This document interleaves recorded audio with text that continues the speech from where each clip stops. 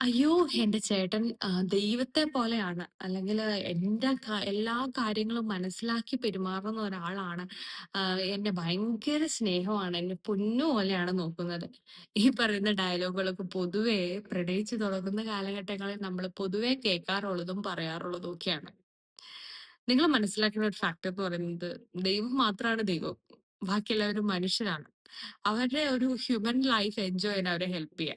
അതല്ലാണ്ട് ഒരു ദൈവത്തിന്റെ ഒരു പ്രതിച്ഛായ കൊടുത്തിട്ട് കുറച്ചു കാലം കഴിയുമ്പം ഈ കാലമാടനെയാണല്ലോ തമ്പുരാനെ ഞാനെടുത്ത് തലയിൽ വെച്ചത് എന്ന് പറയുന്ന ഒരു കൈൻഡ് ഓഫ് ഒരു ആറ്റിറ്റ്യൂഡ് അല്ലെങ്കിൽ ആ ഒരു സിറ്റുവേഷനിലോട്ട് ചെല്ലാതിരിക്കാൻ വേണ്ടി ശ്രമിക്കുക. അതിനെന്ത് ചെയ്യണം? അവര് അവരായിട്ട് ജീവിക്കാൻ വേണ്ടി അനുവദിക്കുക. അവര് ഹ്യൂമനാണ്.